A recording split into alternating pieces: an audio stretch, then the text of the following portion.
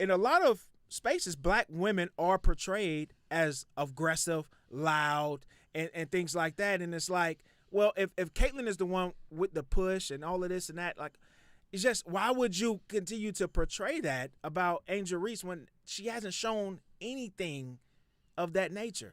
So that is like a knock on black women. And yeah, I mean, it sucks, but he's not with a black woman and never has been seen with one. So I understand ever since he left the womb. I understand how Ryan Clark can make that assessment, but Ryan Clark could have just said it a lot better, or just not said anything at all. And that's this Ryan Clark and RG3. All right, we know two former NFL players, and actually, I don't know if you knew, I had watched a couple of broadcasts. They actually broadcast games together. Did you know that? Oh, no, I did not. Yeah. So they were on the same broadcast team for a little while as well. I didn't know Ryan Clark did games. I knew RG3 did. Yeah. Okay. Yeah. When you work for ESPN, and that's one thing Charles Barkley and all those guys talking about, you're not going to work me to death. That's what Charles said. You're not going to work me to death like you do those other guys, because they're going over to ESPN. And but yeah, so basically how this thing came about is RG3 on his own platform came out and said that Angel Reese, you could tell that Angel Reese really hates Caitlin Clark. And then he went into that. And Ryan Clark responded by basically saying, like, how do you know how black women feel when you don't, you can't even talk to one or whatever. You don't talk to one. Obviously pointing to RG3's white wife and the white women that he's been with over the course of his life. Yeah. And then so now they get into a personal swap, which kind of removes Caitlin Clark and Angel Reese out of it, because they get into it about with each other and RG3 feels like he shouldn't have brought up the wife. Crossing lines. Crossing lines. Yeah, he really crossed the line. And he said it comes to the point where you cross the line and Ryan Clark sprinted past it. and and Ryan Clark put out a long message talking about you're corny, and about talking about RG3 and all of this stuff, and you were a bad teammate and a bad broadcast partner and all of that.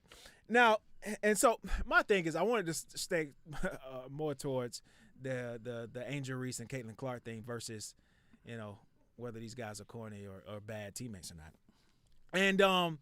And see, I disagree wholeheartedly with RG3, and I think he's way off base and just shouldn't have said the comment. But again, it's his platform, his opinion, so he can say whatever the hell he wants to say. But saying that Angel Reese hates Caitlin Clark, that's nuts. Based off of the foul call. First of all, it was Caitlin Clark that had a technical foul on Angel Reese. It wasn't the other way around. Yeah. So I don't understand how you can take that play and then come out with that comment saying Angel Reese really hates Caitlin Clark. So that's number one reason why I think is off base. Number two, it does speak to how can you know what is in Angel Reese's mind? She's never said anything near that she hates Caitlin Clark. And she hasn't shown anything like that. And my last point to this, Ryan Clark is right. Ryan Clark and Jamil Hill, who was my crush in high school. Really? I followed. Yeah. I followed. She was my crush and my favorite, sports writer at the time. I followed her. I interned with the Orlando Sentinel and ended up getting hired with the Orlando Sentinel. So I am You ever see her naked? An official journalist. I never met Jamil Hill in person. Oh. I followed her followed her career path. As in stalked. Yes. and what they were saying was, in a lot of spaces, black women are portrayed as aggressive, loud, and things like that. And it's like, well, if Caitlyn is the one with the push and all of this and that, like, it's just, why would you continue to portray that about Angel Reese when she hasn't shown anything of that nature? So that is like a knock on black women. And yeah, I mean, it sucks, but he's not with a black woman and never has been seen with one. So I understand ever since he left the womb. I understand how Ryan Clark can make that assessment, but Ryan Clark could have just said it a lot better, or just not said anything at fucking all. Here's the thing, though. Like, when we're talking about, podcasting, punditry, commenting on sports, there's always a part of it where you're going to estimate what you think the person's mentality is or what their mindset is in a situation. It's part of what you do in this industry.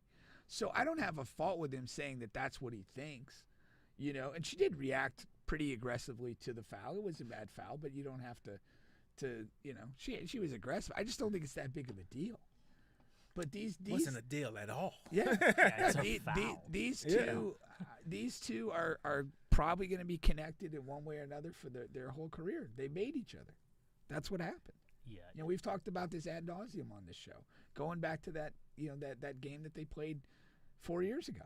I mean, that's what defined this dynamic. It's not going anywhere. Can I say something rational about that whole? Sure. And this is, and we have Juan Bernal, friend of the show, who has joined. The only, all right. This is the 40-year. Yeah, the 40-year. Actually, 45. Of what? The 45-year anniversary of Magic versus Bird. And this is, and honestly, that rivalry, so to speak, Caitlin Clark versus Angel Reese, that is this generation's Magic versus Bird, except in today's media era, it has become so radicalized with people giving their opinions that it's a way bigger deal than it is. Like, for sure. Honestly, we've heard more things about this foul than anything about the WNBA in quite some time. Yeah, for sure. In quite some time, and honestly, like, I foul people harder than that at pickup. Like, there was nothing wrong with that foul, but you know that's what this is. This is unfortunately, that is what the media has made this. They've made it into a black versus white thing where, as you know, both are very good basketball players in their own right, and you know, we should leave it at that. And when you say Magic Bird, my opinion, they needed this to be Magic Bird, but it's not. They needed Angel to be a lot better. And when I say they, I mean the WNBA.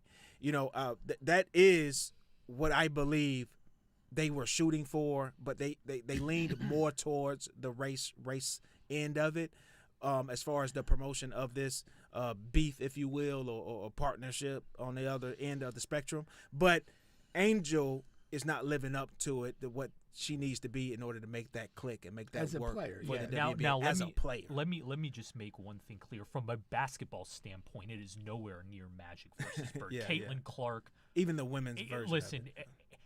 Any rational basketball connoisseur would agree that Caitlin Clark is a much better basketball player than Angel Reese is. Yeah. And that's not a knock against Angel Reese. No, she's a good role player.